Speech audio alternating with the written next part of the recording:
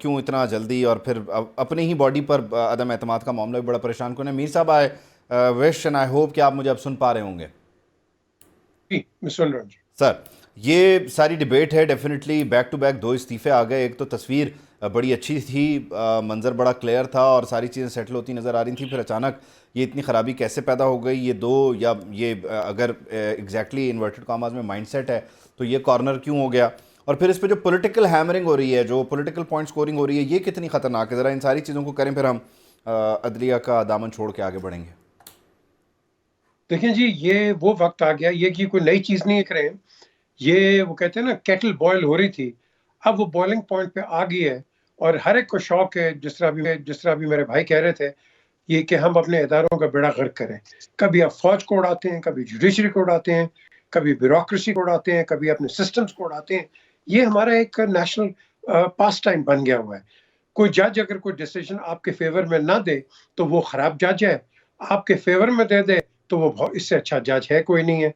مجھے افسوس سے کہنا پڑتا ہے، ایک لیڈر تو میں نہیں کہوں گا، pleader from a political party, اب وہ کہتی ہیں کہ جی اب ریزگنیشن سے کچھ نہیں ہوگا، اب ان کا احتساب لیا جائے گا. اور بھائی who the hell are you?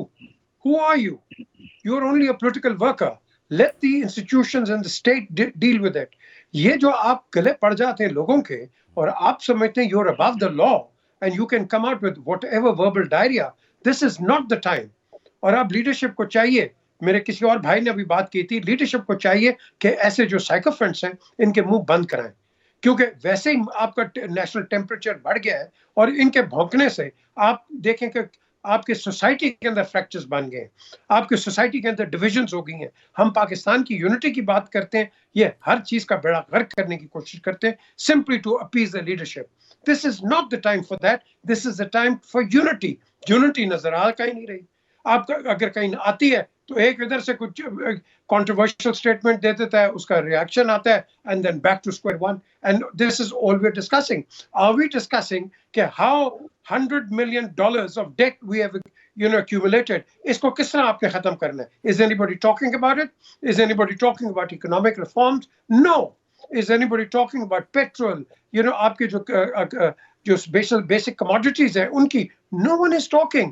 ہر بندہ یہ کہہ رہا ہے میں پاور میں کس طرح ہوں، اور جو پاور میں آتا ہے اس کے خلاف آتا ہے وہ غلط ہے، اس کے حق میں آتا ہے وہ اچھا ہے.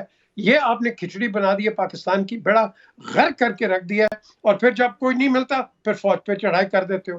اور یار کہیں نہ کہیں تو ٹھہر جاؤ، کہیں نہ کہیں تو یونٹی اپنی دکھاؤ. I'm afraid to say we are going downhill with these absolutely ostracizing and demeaning یہ جو ہم انٹرپریٹیشنز کر رہے ہیں ہر چیز کی. ججز کا بیڑا غرق کر کے رکھ دیا.